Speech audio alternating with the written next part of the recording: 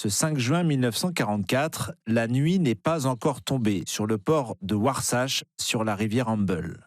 Mais la météo du jour est très anglaise, humide pour être clair. On est en bas là. J'ai l'impression que chacun était un peu chez soi, pensant au sien aussi un peu. Ce 5 juin 1944, c'est un voyage retour qui se prépare. Le retour d'un aller qui, pour certains, a eu lieu il y a 4 ans déjà, quand ils se sont évadés de la France occupée pour rejoindre la Résistance en Angleterre. Mais en ce 5 juin 1944, les commandos Kieffer ne sont plus les mêmes hommes. Francis Guézenec, que vous venez d'entendre, Paul Chausse, René Rosset, les gamins de 40 sont devenus des jeunes hommes. Les moins sportifs de 42 sont devenus des soldats d'élite. Ceux qui étaient presque insouciants en 43 sont devenus des militaires convaincus. Convaincus qu'il faut libérer la France et l'Europe de la domination nazie et convaincus que la France libre du général de Gaulle doit avoir toute sa place dans cette libération. Alors oui, ils y sont, au cœur de cette opération Neptune qui doit changer le cours de la guerre.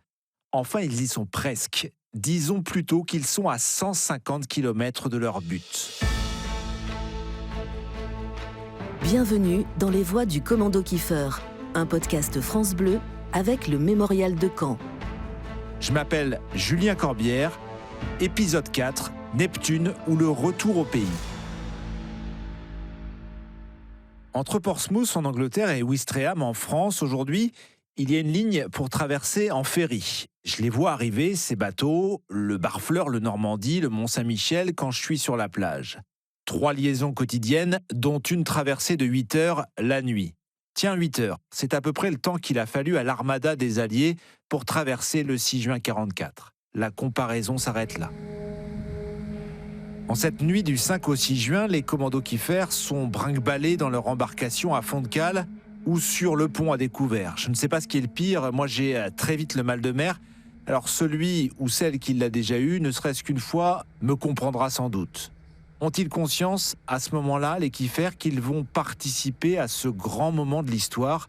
À les entendre, pas vraiment. On était avec le commandant du bateau, on a passé la nuit à boire du whisky naturellement, mais le commandant du bateau, lui, c'était un protestant alors il nous lisait des trucs de la Bible. Hubert Faure a tout juste 30 ans à ce moment-là. Il vient de Saint-Astier en Dordogne.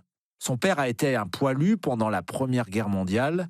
Lui est déjà militaire de carrière quand la deuxième commence. Moi, je n'ai pas été malade, mais tous nos gars ont été malades, pratiquement tous, parce qu'ils étaient à fond de cale. Dans le bateau, je suis allé les voir 2 ou 3 fois, et c'était pas merveilleux. Alors, si bien que dans la nuit, après, on les a autorisés à monter sur le pont. Hubert Faure, c'est le rock, un gars réfléchi, qui garde son calme, un meneur d'hommes aussi. On parlait avec Kieffer, avec tout ce qu'on était là, quoi. Et puis on allait voir de temps en temps nos gars, on savait ce qu'il y avait derrière, on savait qu'on n'était pas tout seul. La traversée, on était tellement serrés dans la barge. C'était une barge assez importante, quoi. On était environ, je sais pas, 60 ou 80 sur la. C'était pas des petites barges. À quelques mètres d'Hubert Faure, il faut imaginer René Rosset, le petit Rosset, qui a menti sur sa date de naissance à Tunis pour rejoindre la Résistance. Toute la nuit, je pensais à mon frère, par exemple, mon frère Milou, à mon frère Joseph, mais je pensais pas à mes parents. J'ai pensé surtout à mes 2 petits frères que j'avais, je pensais à eux, mais je pensais pas à mes parents. Et là, vos parents n'ont toujours pas de nouvelles de vous? Non, mes parents ont eu des nouvelles après la guerre. Après 2 heures de navigation, tous les bateaux convergent vers un point unique. Il y a donc les Britanniques et avec eux nos Kieffer, les Canadiens aussi qui étaient basés dans le sud de l'Angleterre, et puis les Américains qui arrivent de plus loin, certains navires du bout du pays de Galles. Ce point unique, le commandement allié a un certain sens de l'humour, ils l'ont baptisé Piccadilly Circus, en référence au lieu le plus embouteillé de Londres. Mais c'est tout sauf un cirque, c'est juste la plus grande armada militaire de tous les temps qui s'est regroupée là, en bon ordre, à attendre son heure. Il faut vous imaginer 5000 navires, bientôt épaulés par 10 000 avions. Et au milieu de tout ça, 177 Kieffer, 177 Français. Il y avait le canal qui va jusqu'à Portsmouth était couvert de noirs, de bateaux de toutes sortes. Il y avait des cargos, il y avait tout ce qu'on peut imaginer. Hubert Faure. Et il y avait tous les types qui étaient embarqués depuis 4 ou 5 jours déjà.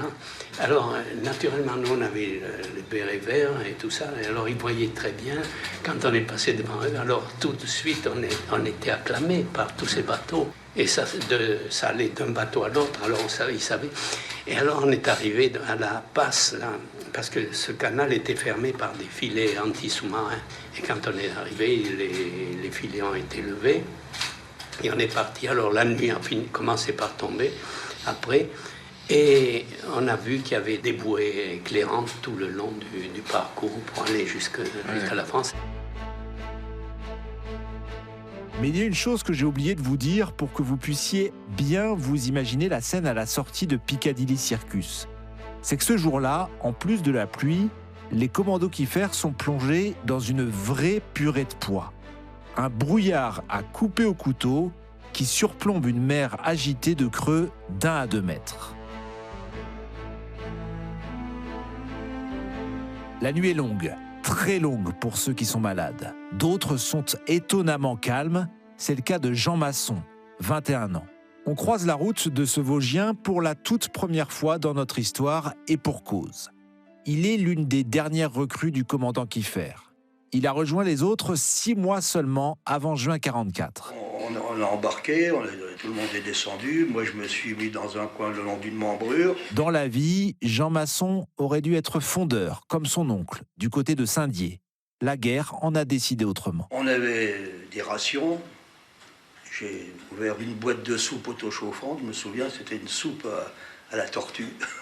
Hein, j'ai mangé ça et puis je me suis endormi. Et je me suis réveillé le lendemain matin à 6h quand on nous a dit « Allez, on est en vue, tout le monde sur le pont ».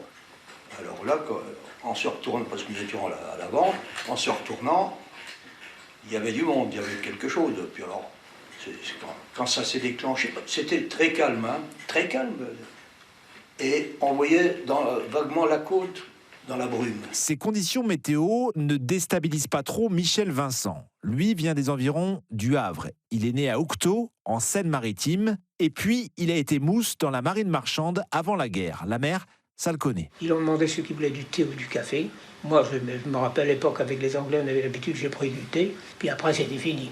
Hein, on dirige vers le lieu de débarquement. Là, vous n'avez pas le temps de réfléchir. Ça a duré donc toute la nuit. Hubert Faure. Il y avait quelques-uns qui étaient quand même très curieux. Les types qui se sont fait tuer, on aurait presque pu le déterminer à l'avance.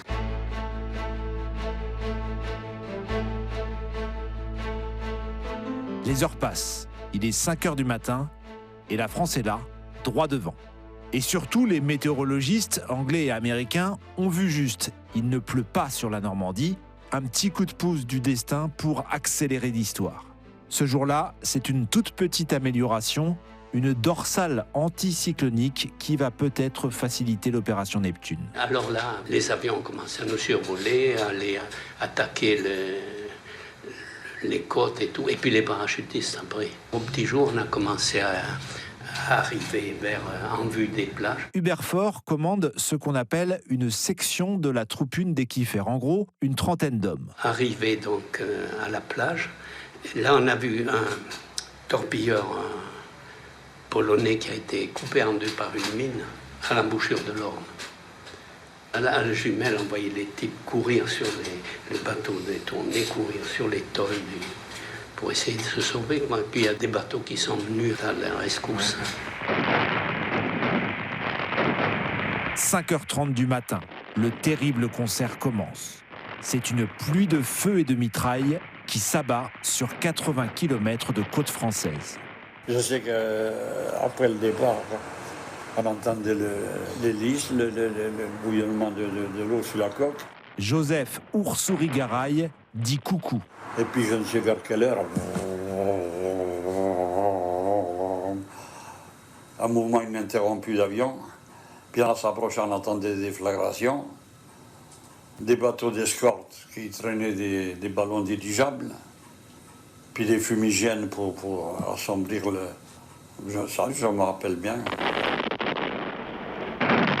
Ça dure 2 heures, un bruit terrible qui sature les tympans. Les kiffers respirent des fumées à plein poumon, mais ce n'est que la première partie du combat. Nos commandos vont bientôt connaître le goût du sable de Sword Beach. Parce que cette fois, il n'y a plus le choix, il faut débarquer.